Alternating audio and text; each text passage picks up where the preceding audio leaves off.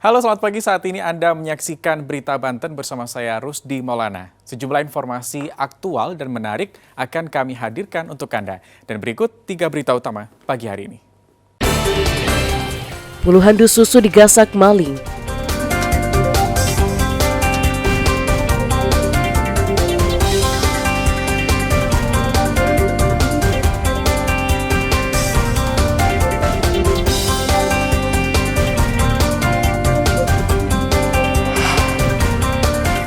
Bocah 8 tahun dianiaya ayah tiri hingga tewas.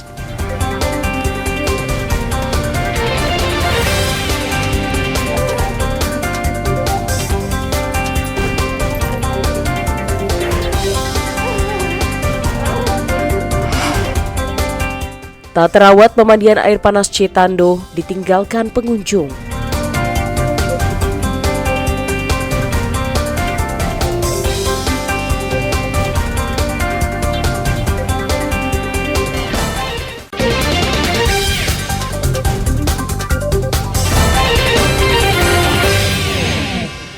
Pencurian diperkirakan lebih dari 1 orang membobol toko susu di desa Singajaran, Kecamatan Pontang. Pencurian tersebut terekam CCTV.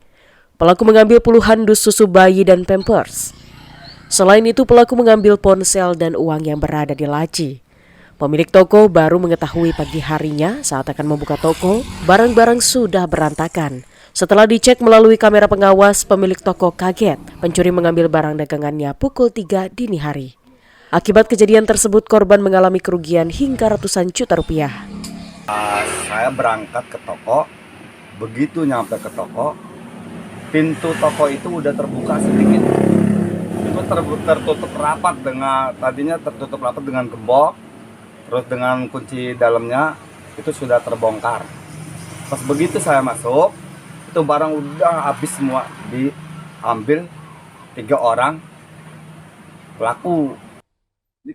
Korban melaporkan kejadian tersebut ke polisi dan berharap pelaku segera ditangkap. Ariel Maranus dan Ahmad Sayuti melaporkan dari Kabupaten Serang. Seorang bocah 8 tahun di Desa Tamiang, Kecamatan Gunung Kaler, Kabupaten Tangerang, tewas setelah dicekik dan jasadnya dibuang ke sawah oleh ayah tirinya. Kejadian tersebut menggemparkan warga kampung Tinggulun. Korban tewas usai buang hajat di tepi sungai dengan diantar ayah tirinya. Setiba di rumah, ibu korban menanyakan anaknya. Pelaku Nur Izan Hayu Haryanto dengan santai menjawab korban masih di tepi sungai. Mendengar jawaban suaminya, sang ibu langsung menyusul ke tepian sungai Tamiang, kemudian meminta pertolongan warga untuk mencari. Warga menemukan korban tergeletak sudah tidak berdaya di sawah. Korban kemudian dibawa ke klinik terdekat guna mendapatkan pertolongan, namun nyawanya tidak tertolong. Keluarga besar dan warga yang mendengar korban meninggal kemudian menginterogasi pelaku. Meski awalnya tidak mengaku, namun setelah ditekan oleh pihak keluarga, pelaku akhirnya mengaku telah menganiaya korban dengan cara mencekik dan membantingnya. Awalnya kita cari dulu ke ujung sana, ke tengah sana, tetap nggak ketemu. Di pinggir kali tetap nggak ketemu. Nah, setelah berhenti di sini, tadinya saya mau ajak ibunya itu pulang dulu, karena kondisinya udah fisiknya lemah, badannya udah basah, jadi niatnya mau pulang. Karena tekanan si ibu udah ini sama si anak si korban. Akhirnya dia menunjukin ke bawah. Nah, dari bawah itu kita cari, alhamdulillah ketemu si mayat korban. Hingga kini pelaku masih menjalani pemeriksaan Satreskrim Polresta Tangerang. Motif penganiayaan juga belum diketahui. Ariel Maranus dan Syabudinatar melaporkan dari Kabupaten Tangerang. Warga di Desa Kubang Puji, Kecamatan Pontang, menolak pembangunan Menara Base Transceiver Station atau BTS milik PT Menara Selaras Persada di desa mereka. Warga khawatir menara BTS akan berdampak terhadap warga karena BTS belum memiliki izin. Tersebut itu tidak ada izin akses jalan. Yang kedua, tidak ada sosialisasi yang dilakukan oleh mereka. Artinya di sini pelanggaran-pelanggaran itu sudah jelas terbukti, sudah emang dirasakan oleh masyarakat. Berarti di sini ada dipaksakan untuk pembangunan tersebut. Menurut Kepala Desa Kubang Puji, pihaknya sudah menemui warga yang menolak, namun hingga saat ini belum ada titik temu. Kalau mengenai izin warga itu, Pak, saya juga pada saat menandatangani rekomendasi, itu saya melihat itu sudah ada KTP masing-masing warga.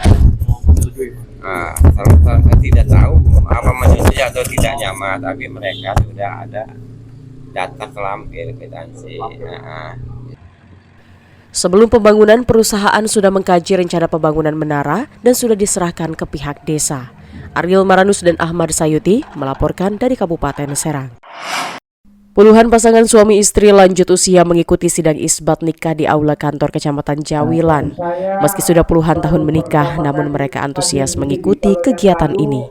Dari puluhan pasangan yang mengikuti sidang isbat, pasangan Salina dan Uwing salah satunya. Keduanya mengaku sangat bahagia karena baru kali ini memiliki buku nikah dan pernikahan mereka dicatat negara. Pernikahan pernikahan masal. Belum, saya waktu ini ke tahun 83. Udah berapa lama belum punya buku, Pak? Kurang lebih 40. Isbat nikah ini sudah difokuskan pasangan suami istri yang sudah lanjut usia untuk mempermudah mengurus surat-surat negara. Kegiatan pada hari ini adalah isbat nikah, ya, isbat nikah yang program ini yang kita lakukan sudah 4 tahun sampai dengan bulan ini, tahun ini. Tentunya ini program yang digulirkan oleh pemerintah daerah dan melalui DPA kecamatan sebanyak 70 pasang, ya. Dan tentunya ini untuk meringankan masyarakat, ya, meringankan masyarakat agar mempunyai surat atau akta nikah. Sebagai bentuk pelayanan, sidang isbat nikah ini akan kembali dilakukan, namun belum dipastikan waktunya. Ariel Maranus dan Ahmad Sayuti melaporkan dari Kabupaten Serang.